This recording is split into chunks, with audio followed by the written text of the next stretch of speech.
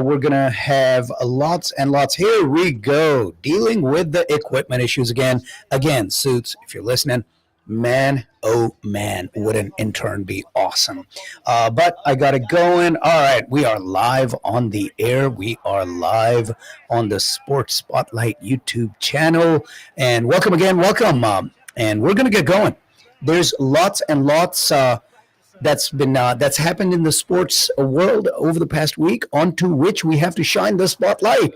And as usual, we're going to get things going by shining it brightly on the cricket oval. Yes, lots and lots happening in the world of cricket, and let's we'll get to. I think in a little bit we might have one of our cricket experts calling in. And it's always dicey, right? Never a guarantee, but we'll see. We'll see if we'll have one of those guys call in, and we can dive deep into some of the stuff that's been going on in some of the important series. Let's get going with the Irish tour of Bangladesh. We have talked about the Test series. I believe this had started. Did we talk about this? I thought we had back in a couple of weeks ago. Ireland came in, and really, they were going to be it was going to be a mismatch from the get-go, and it proved to be, where Ireland scored 286 only for Bangladesh to turn around and score 587 runs, and then they got Ireland all out at 254, winning the first test by 47. They won the second test by 217, and then this past week the T20 series started. So on Thursday, on Thanksgiving Day, I think we had talked about that was going to get going. Ireland actually won the match. Yes, they scored 181 batting first. Somewhat surprising. Again, we had talked about how Bangladesh is not at the full strength that they've been in recent past, but I did not see this coming at all. Harry Trechter, the one down, came in. The openers didn't really, I don't want to say they did their job, because when both openers are gone for 50-ish runs, they kind of established themselves. The first wicket fell for Ireland when they were 1 for 40 in the fifth over. So they were scoring pretty well. But Harry Trechter came in at one down, and man, oh man, had himself a day. 69 off of 45 deliveries faced, 1 for 5 sixes, strike rate of 153, not out. Everybody else did a little bit, allowing Ireland to get to 181 at a loss of 4. And that was always going to be a tall order for the Bangladeshi batsmen. Not insurmountable by any stretch of the imagination, right? Tanzim Hassan Shakib took 2 wickets for Bangladesh in this one, and Shariful Islam took 1, but very, very expensive, gave up 42 off of his 4 overs, and the last wicket was taken by Rashad Hussain. Rashad Hussain took 1, but again, pretty expensive, scoring, allowing 8.5 economy with that 1 wicket. And Bangladesh started to fall apart right off the bat. The openers, Tanzid Hassan, fell 2 after facing 5 deliveries. Pervez Hussain Iman, the other opener, 1 run off of 6 deliveries, and he was gone. Litton Das, the captain, came in, faced only 3 deliveries, and was gone for 1 run. And that's in spite of a heroic effort by Tawhid Hridoy. 83 not out off of 50 deliveries, 7 fours, 3 sixes, 166 strike rate. In the end, when nobody else is doing anything, that 83 is not going to be enough, because Bangladesh was all out at 142 for a loss of 9. Big one, Matthew Humphreys, 4 overs, 13 runs, 4 wickets, economy of 3.25. And Barry McCarthy took another three. So 7 of the 9 wickets went to these two. The other two were taken out by Mark Adair, 4 overs, 20 runs, and 2 wickets. So lots of good pitching, good bowling. I'm in baseball mode here. Lots of good bowling and a surprising result of Ireland beating Bangladesh by 39 runs. Now, the second one took place yesterday, and the third one is, I believe, this coming Tuesday is going to be the decider. But the second one, and I kind of gave away the plot here, the third one being the decider, meaning this second match went to Bangladesh, but it was a hard fought match. Ireland batted first again and scored 170. They didn't quite get to 181. Have a feeling that they might have been up 2-0 had they gotten into the 180, 185 range. But they scored 170 at a loss of 6 this time around before Bangladesh took the field. And Bangladesh, it took them everything they had. They eventually won 174 to 170 with only 2 deliveries left. So it was a hard fought match. It was Saifuddin and Mehdi Hassan batting at the end. Saifuddin got a single on the third delivery of the 20th over to tie it, and then Mehdi Hassan hit a 4 to win it, 174 to 170. But as I said, it was a hard fought match. Ireland, Larkin Tucker was the hero in this one, 41 off of 32. But everybody did a little bit. And this time, the openers kind of set the tone with Paul Sterling, the captain, coming in as an opener and scoring 29 off of 14 deliveries with 3 fours, 2 sixes, strike rate of 207. Didn't score a whole lot, scored 29. But, I mean, when you can set that base, and the other opener, Tim Trechter, 38 off of 25 for a strike rate of 152 of his own, that's a good base to set up. Harry Trechter, 11 off 11. Larkin Tucker, 41 off 32. And George Dockrell, 18 off of 21. And all in all, Ireland was able to get to 170 at a loss of 6. Mehdi Hassan did take 3 wickets in this one for Bangladesh in his 4 overs, but Bangladesh able to chase down the target of 171 on the strength of the opener Pervez Hussain Iman scoring 43 off 28, and then the captain Leighton Das coming in as one down, 57 off of 37, 3 fours, 3 sixes, and that was that. An exciting match, and that leaves the T20 series tied 1-1 going into that decider coming up this Tuesday, December 2nd. All right, that's one series, right? Let's move on to what else is happening in the world of cricket. Move the spotlight just a little bit from the Irish tour of Bangladesh over to here we go. The India Under-19 OD Tri-Series.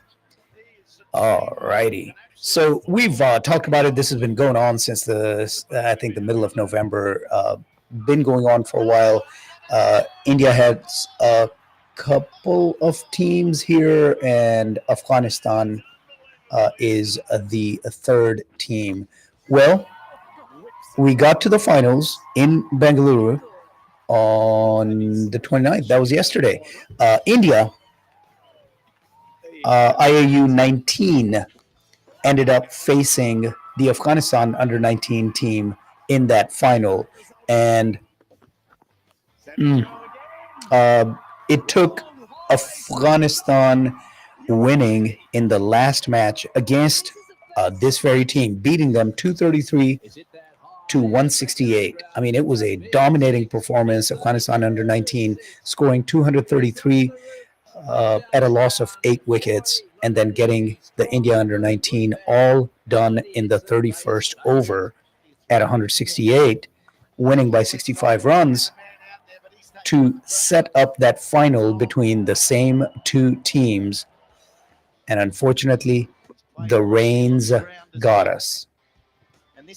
And I'm not even going to bother. If I had Rahul or even Umer, I think I've ranted with a few times. Just don't understand how we can have no results due to weather in this day and age. Just plan better, have a backup indoor stadium, have extra days.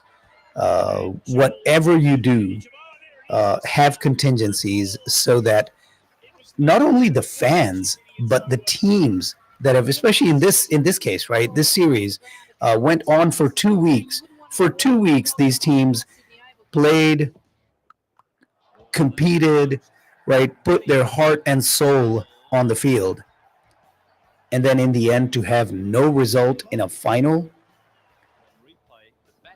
just just absolutely unconscionable. Especially since Afghanistan had the India under 19 down to 79 for a loss of 5. So this was a match that really Afghanistan under 19 had taken away from them. Just unconscionable. This should not be happening in this day and age. All right, but that is what happened over there. Shall we talk just a little bit? Just a little bit. Um, we've discussed all the matches already in this one. West Indies toured New Zealand, and they had a T20I 5 match series that New Zealand won 3-1 with no result, or one no result. And then the ODI 3 match series whitewashed West Indies. New Zealand just won 3-0, and now they're awaiting. They had an exhibition match that West Indies won against the New Zealand 11. But now the 3 test matches are going to commence tomorrow, December 1st. Is when this gets going, and we'll have lots and lots to talk about. By the time we get together next Sunday, this first test will have finished, and we'll talk about that for sure. The second test begins on the 9th of December, the third beginning on the 17th of December. All right, what else we got?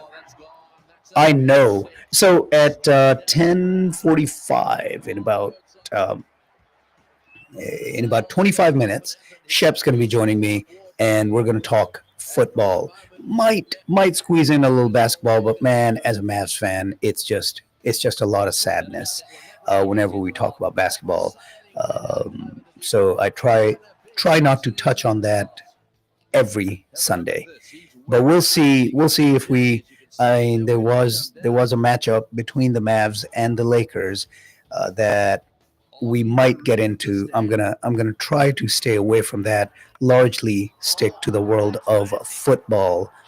Happy thoughts, right? As Bob Ross used to say. Just I'm gonna pretend there are some happy little clouds, not dark clouds, looming over the Mavericks and all of their fans here in the DFW area. You're listening to the Sports Spotlight with your host Rizwan. Every Sunday we get together between 10 a.m. and noon. All right, where are we headed?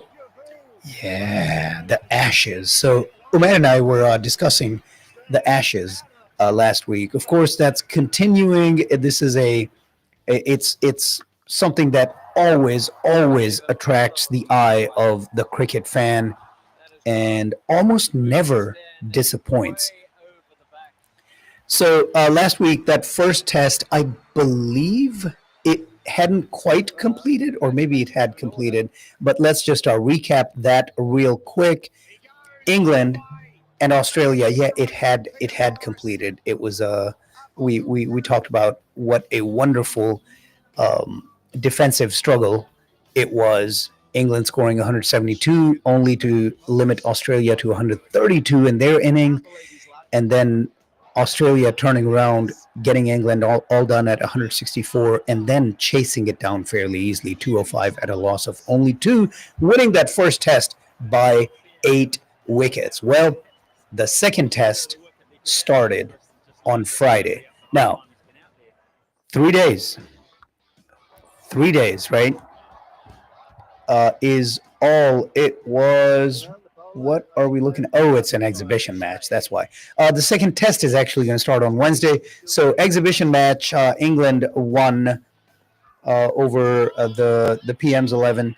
The English 11 won by 8 wickets, giving up only 308, and then chasing it down at a loss of only 2 wickets, 309 to 308. They win. And the big ones, anytime that happens, right, at a loss of only 2 wickets, there's going to be some big days. Emilio Gay scored 56 off of 61, did retire hurt. Tom Haynes, the captain, scored 77 off of 101 deliveries faced. James Ryu and Asa Tribe came in, ended up being not out toward the end to bring them home. Ryu had 92 off of 123 deliveries with 12 boundaries, no sixes, but 12 fours. And Tribe had himself a good day as well, 53 off of 87 deliveries, 4 fours, 1 6. All in all, England gets 309 fairly easily. And as I said, that second test is going to commence this coming Wednesday. That is the Ashes. So we'll have more to talk about from that part of the world next Sunday. South African tour of India. South Africa won that test series. I think we had talked about it. 2-0. Pretty surprising, especially different formats, but still, as we talked about last Sunday, sometimes in the world of sports, that momentum can really carry you over, especially in the world of cricket, where these are such vastly different games between the different formats, between the long format test versus an ODI versus a T20, right? But sometimes the momentum can carry over and cause you problems. Sometimes that change, even if it's within a day or two, a few days, less than a week, you can break the momentum by effectively having a clean start. And I think that's what South Africa did in this test series, going into India against a powerhouse and sweeping them 2-0 in that 2-match test series, which led to the 3-match ODI series that started last week. And here we are. That first ODI was an absolute nail biter. Maybe not absolutely a nail biter, but still, it was a hard fought game, closely contested, took place today and just finished a little while ago. India batted first, scored 349 at a loss of 8 wickets. A couple of big things happening in this match. We'll talk about that in a minute. Where are we? Let's get here. Yeah, let's get to that.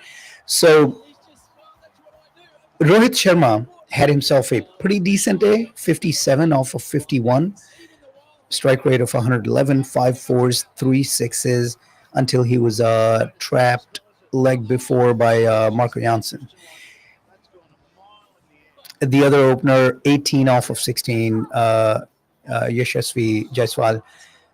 But the man himself, the GOAT, right? Virat Kohli came in 1 down, and man just took the game away right there. Now, it ended up being more challenging later on, but when you're 1 down, when you're superstar, when you're in the conversation for the greatest of all time, definitely one of the top five batsmen. I think nobody will argue. One of the top five batsmen the game has ever seen.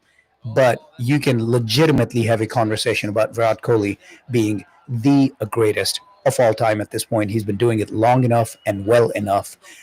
He came in and just put the team on his shoulders. 135, a strong century with 11 fours and 7 sixes.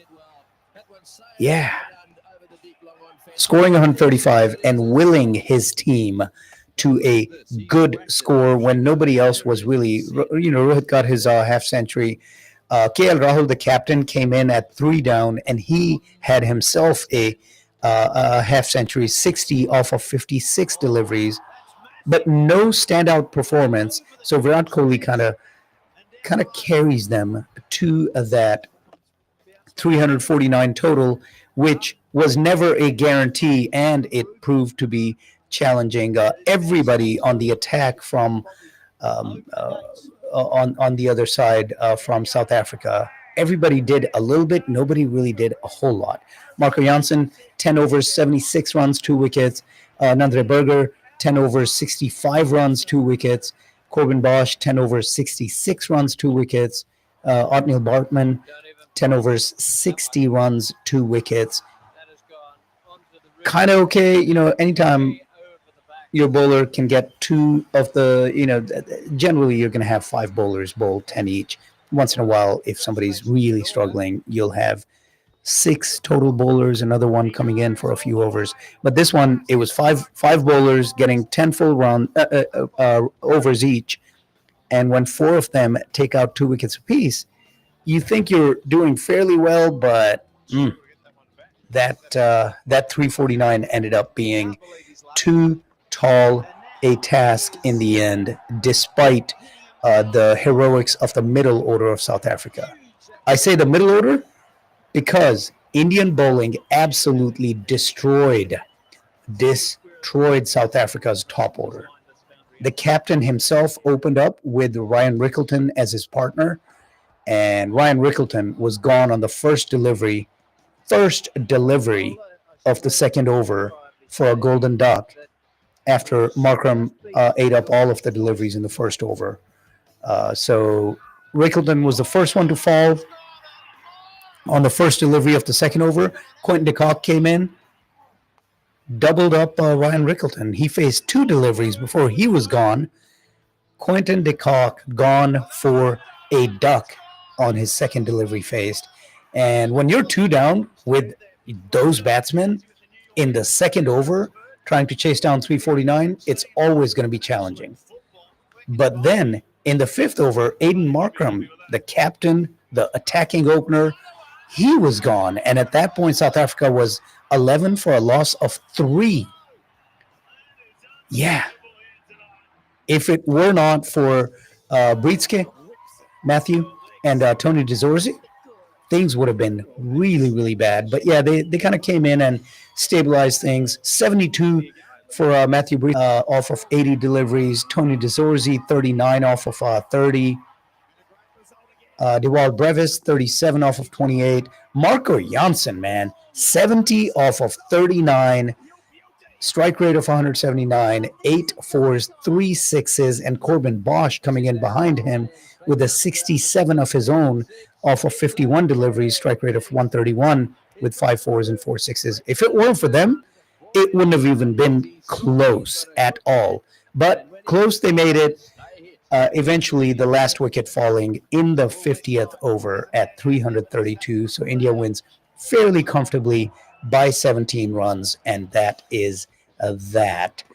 The next ODI coming up this Wednesday, the 3rd of December, and more sports spotlight coming up right here on Radio Azad in 4 minutes. Going to take a short break. We're going to be right back. You're listening to the Sports Spotlight on Radio Azad with Rizwan. आप सुन रहे हैं radio आजाद, हम सफर Hamzad radio आजाद।